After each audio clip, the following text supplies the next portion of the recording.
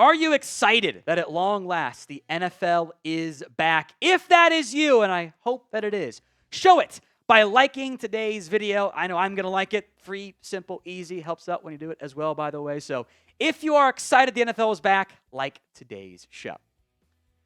First up from Chua, how should teams adjust to playing in the turf field for not getting hurt? It's a great question.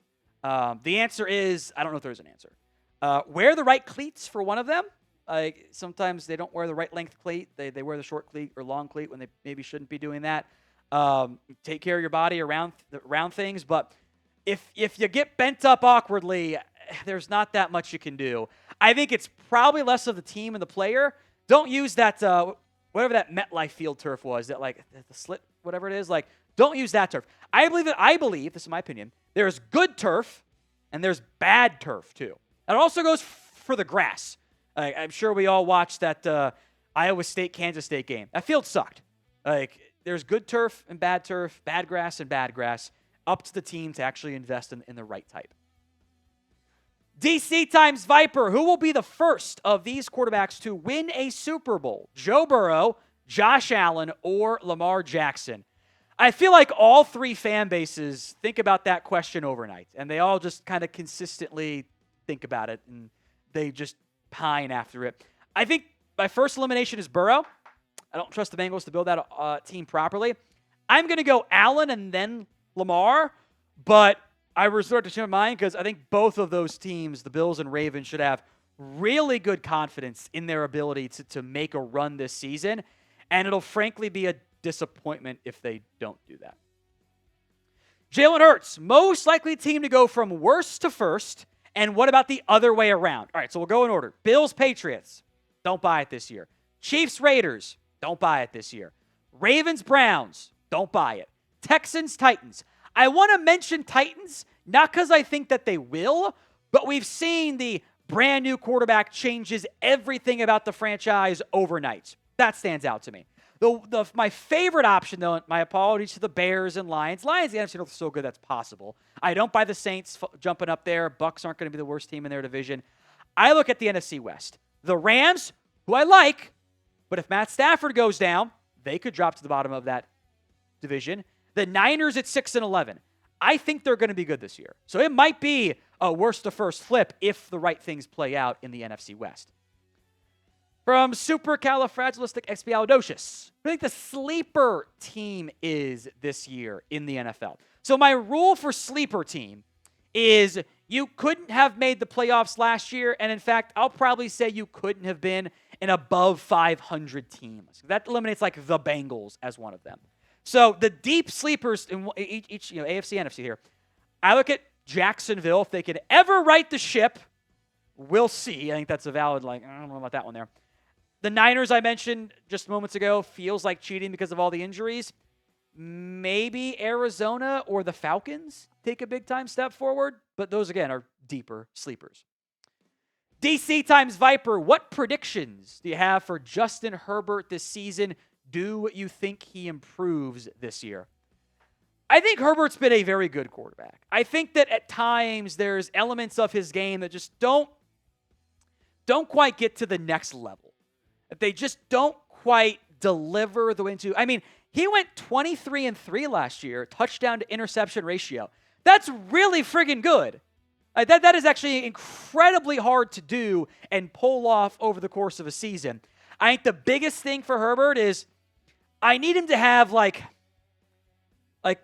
10% of whatever it takes to cut out the inhibitions. Like, he should do like a shot per quarter and just get himself loosed up a little bit and be more aggressive. Because there's moments he's just a little bit too conservative. Straight cash, homie, are the Eagles going to repeat? I think they're right to be viewed as like the number one team in football coming off the championship. They've earned that. They deserve that. Repeating is so hard to do. It is one of the most challenging things to do in all of football, all of sports, frankly. That's why they're still like plus 500, 600, whatever it is to win the Super Bowl. So I don't think they repeat. I think they might finally break the NFC East division curse, though, which is like 20-something years of no one being able to break that curse. So what do you think? Will the Eagles end up repeating as Super Bowl champs? Y for yes, N for no. Let me know in the comments section of today's show. Y for yes, N for no. Do you believe the Eagles will end up repeating as Super Bowl champs this upcoming season? From Christian, our Steelers fan, looks like a Buckeye fan as well there. You think Jakobi Meyers will get traded or re-signed? If he gets traded, what's his trade value? Should the Steelers trade for him? He's a perfect fit for what the Steelers are looking for in a wide receiver. To an extent, I think everything Pittsburgh wants in a wide receiver is out there. I actually do agree that he's a really strong fit. He meshes well with DK Metcalf opposite him, can do inside-outside stuff. If you're looking for like a reliable veteran number 2 receiver, I do think Meyers is a fantastic fit for the Pittsburgh Steelers. I don't know if they trade him. The Raiders' issue is they drafted Jack Bech to be his heir, but he's probably not ready yet. So you don't want to give up on the season yet. That's a name to monitor more NFL trade deadline time, for sure. If he does get dealt, you got to feel like Pittsburgh is at the top of that list, like the most likely outcomes for Jakobi Meyers. John Dorman, how many games do you think the Bears win this season? Will they make the playoffs? If the Bears play, and this is often how it works, if they played in the AFC South, I think they would be an extremely popular pick to win the division and make the playoffs. But they play in the NFC North, and that makes things very challenging, very complicated, and you can be a very good team and still come up short. So I think the Bears are going to be around 500 at minimum this year. Can they, go 500 in the division? I like their arc. It just might be more of a 2026 arc than a 2025 arc. Today's show is made possible by Omaha Steaks. From handcrafted steaks to delicious fall favorites, Omaha Steaks delivers the world's best steak experience. During their Red Hot sale, you can get 50% off site-wide at omahasteaks.com, plus an additional $35 off with promo code NFL Daily at checkout. I am a big fan of red meat because I'm an American and I think it's weird. Even my dad does not like it, but I am. I think it's weird to not like it there. Steaks, burgers, even just the chicken that they've got, the deli-style franks. It is all delicious, all fantastic, and it offers unrivaled quality and variety, and every bite is backed by their 100% guarantee. Every steak is perfectly aged to maximize tenderness and hand-cut by master butchers in America's heartland. Get fired up for fall grilling with Omaha Steaks. Visit omahasteaks.com/50% off site-wide during their Red Hot sale event. And for an extra $35 off, use promo code NFL Daily at checkout. That's 50% off at omahasteaks.com and an extra $35 off with promo code NFL Daily at checkout. See site for details. The link and the promo code will be in the comments section and the description of today's show. We appreciate Omaha Steaks sponsoring us here on NFL Daily. From Christian, will Pittsburgh sign Jabrill Peppers? Because Thornhill isn't all that. He's kind of mid. I bet if you got an honest answer on the Pittsburgh Steelers organization, they might say, we don't think they're that different. And Peppers maybe a bit better than Thornhill. We like Chuck Clark as the third safety, and Deshaun Elliott. Kind of wonder if Elliott is in that same bucket as well, frankly. I was surprised Pittsburgh flipped Minka in the deal for Jalen Ramsey, but if you want to add talent, you're certainly never going to find me mad about that. DC Times Viper, who are your coach of the year favorites in the NFL? Ooh, it's a good question. In general, this award normally goes to the coach who exceeded expectation.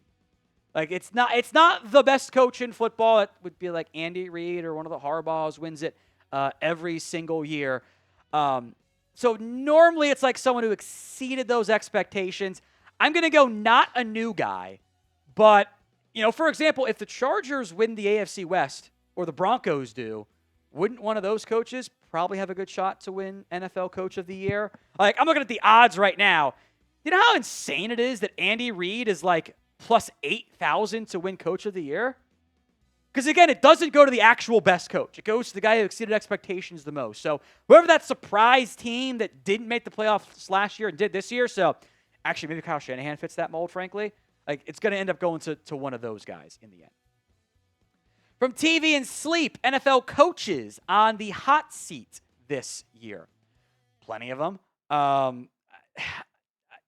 think that the Browns are going to be patient and cautious with, like, Kevin Stefanski. Like, they seem to be content to give him more time. That's what the Giants should do with Brian Daboll. It's what the Titans should do with Brian Callahan. In fact, they just drafted quarterbacks in the first round. We know that's not always how it works.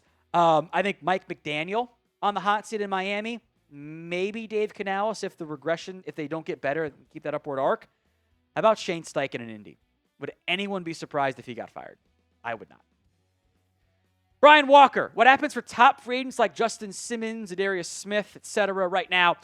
At this point, NFL teams are probably going to let them get through the first week of the season. The reason being is after week 1, the contracts are not fully guaranteed if you sign. So what you'll see some teams do is sign the veteran on the practice squad for 2 or 3 games, call him up to the game day active roster.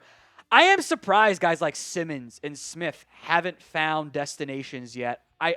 If you had given me a guess in April, I would have said there's no way they're unsigned in early September. Well, there you go. So we'll see, but I think they find homes at some point soon.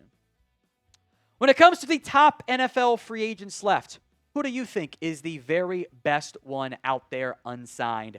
Let me know in the comments section of today's show. Top NFL free agent left. From Pancho Gons, I'm okay with trading Micah. My issue is the compensation. If they would have traded him before the draft, the Cowboys could have gotten another generational player like Abdul Carter or Travis Hunter. I don't know if that's true. Now, you could have gotten enough assets to jump up with the Browns to go get Travis Hunter potentially. I don't know if you would have, I don't know if you weren't going to trade him to the Giants, so it would have required an additional trade. But in general, you would have gotten more assets back, absolutely. You would have been able to acquire these additional picks and or players and have more than what you got. Because by waiting until September, teams took themselves out of the running. They didn't have the money available anymore. They didn't have the draft capital available anymore. They invested it elsewhere. For example, the Falcons would have been a top contender for Micah Parsons had he been available in March or in April. He wasn't. So they drafted an edge in the first round and gave him a future first-round pick for an edge. You could have gotten a bunch from Atlanta, and that pick probably would have been higher than what the Packers are going to be picking this year. So I agree that it's not the competition because I think they got a reasonable amount for when they did that trade, but the timing of it was bad. Speaking of the Falcons, hashtag NFL hot take. Aiden Hutchinson is comeback player of the year. I don't find that a hot take at all. I think he's among the betting favorites, as he should be, frankly. Falcons win the division. Mike McDaniel gets fired midseason.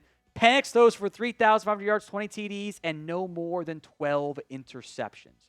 Okay. I actually don't hate those. I think those are not the most crazy hot takes, frankly. If Penix can do that, that probably puts the Falcons in a real spot to win the division, and I know you would be quite happy about that too. So I would not be shocked by that one. I'm going to keep my eye on the Dolphins. I think there are some valid concerns on that front. We got weekly live shows here for you on Chat Sports. So if you haven't already, hit that sub button. YouTube.com/ChatSportsTV. Free videos, weekly live shows, and more. Hit that sub button right now. DC times Viper. Could the Giants be a dark horse playoff team this season? I would put them in the dark horse category. I need to see them produce in a way that makes me think they can be a playoff team before I buy in on that.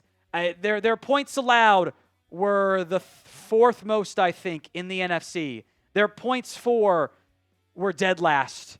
There's a big bar they have to go clear.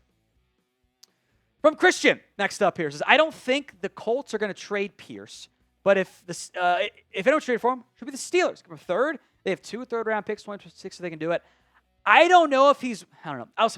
The wide receiver trade market is weird. It doesn't make any sense. There's no consistency. It's kind of a wild market out there. A 3rd seems rich to me for a guy on a rental contract. I don't know if he's that great of a fit. He's a vertical that he kind of overlaps with Alec Pierce, but Steelers need help, so you can't look a gift horse in the mouth if he ends up being available. From James Carson, will the Jags trade Travon Walker? I don't think so. We can revisit around the trade deadline. If Jacksonville's struggling and they're bad, they might try to recoup some draft capital. Although they have zero incentive to tank, because that just makes their own first-round pick that's going to Cleveland even earlier. So my gut says no. Name a player who you think ends up getting traded. Let me know in the comments section of today's show. Get those predictions in. Name a player who you think gets dealt during the season before the NFL trade deadline. Final question here from DC Times Viper. Could this be Matt Stafford's last season in the NFL? I wouldn't be surprised. I don't think Stafford wants to stop playing, but that back starts flaring up on you again, and you get into January or February and March, and you go, I don't want to train and do the things I need to do to be able to play at the NFL level. I would not be surprised at all if Stafford called it a career, or if the Rams moved on. That one is very much in play, again, with the contract is structured. And the Rams kind of set themselves up for success, too, because they have an additional first-round pick from the Falcons that would allow them to move on from him this offseason.